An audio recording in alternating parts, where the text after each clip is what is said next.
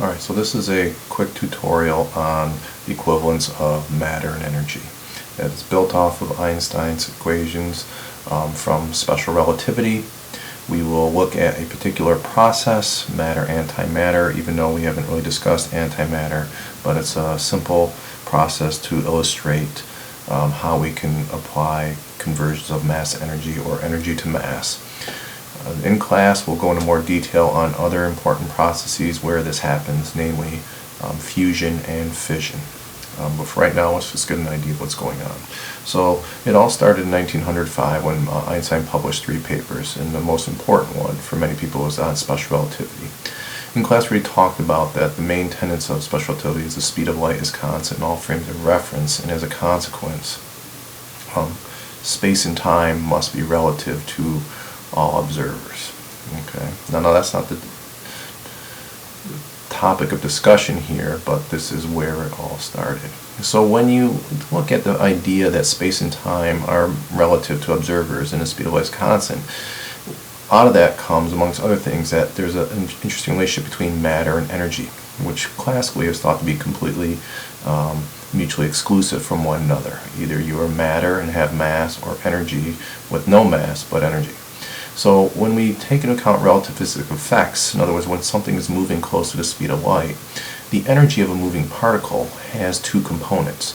There is a kinetic energy component, which relativistically is P times C quantity squared. And then there's another component that is kind of odd when you think about it, and it's mc squared quantity squared. Okay, so let's say we have a particle that has no mass, like a photon. Then all of its energy is in the first term, and we get the classic E equals pc, which we've seen before. However, if we have a particle that has mass but is moving fairly slowly, or essentially at rest, then the first term disappears and we have the second term, and we see, and if we take the square root of both sides, we see that the energy content of that particle is mc squared, and that's due to its mass only. Alright, it has nothing to do with the kinetic energy of its motion. So what Einstein is basically saying is anything that has mass has an energy associated with it, and the amount of energy is equal to the mass multiplied by a very large number, the speed of light squared. Okay, so this completely turns on its head the idea of mass and energy being different. He's saying they're essentially they're not equal. They're not the same thing, but they're equivalent, or the flip sides of the same coin. Now we might ask, well, why didn't we ever notice this? Because in chemistry you're always taught the conservation of mass or the conservation of energy. But we don't see this in chemical reactions because generally it's electrons that are involved in the rearrangement and the bonding and breaking the bondings. And to really see these effects, you have to go down to the nuclear realm. So that's why we're going to look at nuclear processes to see some of these effects, and then eventually discuss applications. Alright, so explosions from conventional bombs are, again, rearrangement of electrons. There is a tiny loss of mass and energy, but it's so small that it's dwarfed by the electromagnetic energy released from the bonds being broken. In other processes where nuclear processes, you literally have mass turning into energy, and it can be quite significant. So let's look at the first situation, which I mentioned before is the most exotic, but it's the easiest to calculate, and that is when matter meets antimatter. Okay, so we'll discuss what antimatter is at another time, but what matters in this case is that when they collide, you get what is called annihilation.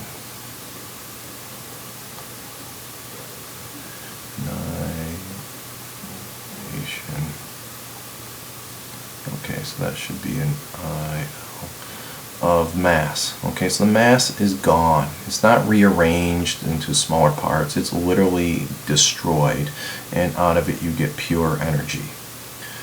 Again, contradicting the classical idea that you cannot create nor destroy energy. That is generally true, but in rare cases, nuclear cases, this can happen.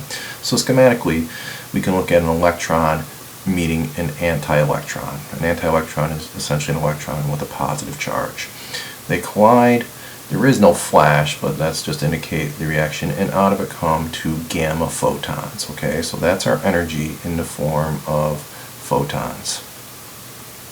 And those gamma photons are moving away in opposite directions. And they have a charge of 0, as all photons do.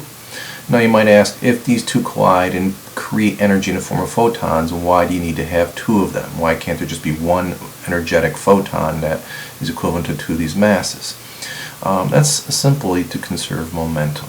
So even in this process where you're destroying matter and creating energy, momentum is still conserved. So if the overall momentum of these two electrons is 0 because one is positive and one is negative, not because of charges but because they're going in opposite directions, then the overall momentum of the photons created has to be 0 as well. So we need two of them in order to have 0 momentum, where one is going to the right and the other is going to the left, in other words a positive and negative.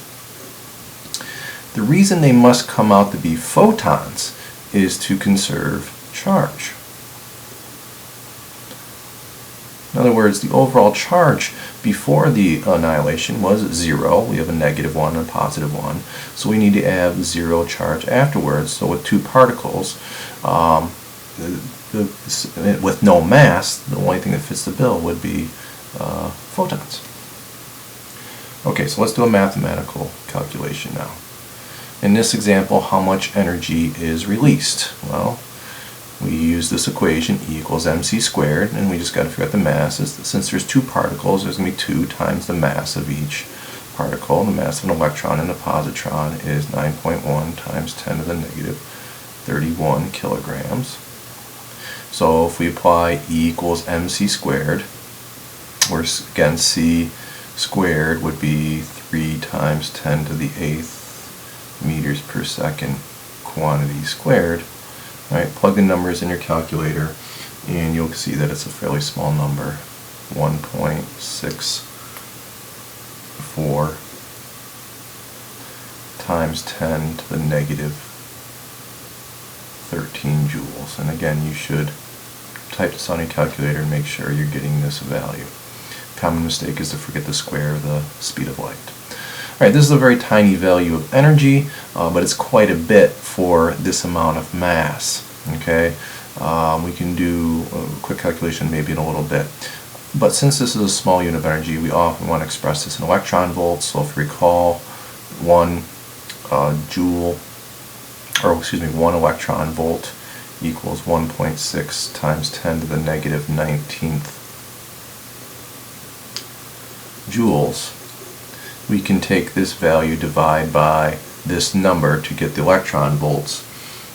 Okay, and if we do that, we'll get around 1.02 times 10 to the 6th eV, or more commonly written as 1.2 mega electron volts. Okay, so essentially the mass of 2 electrons is equivalent to this amount of energy.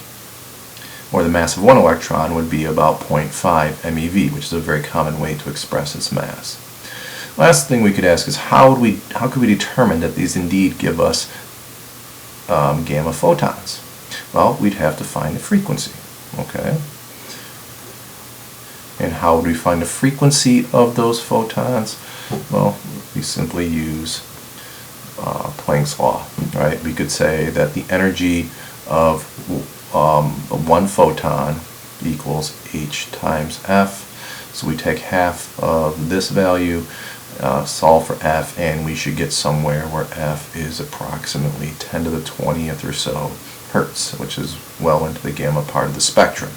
So I don't know of any processes where we annihilate matter and get X-ray photons or UV photons or visible photons, because this is the smallest particle you're really going to annihilate, and we're getting energies from them that are well into the gamma part of the spectrum.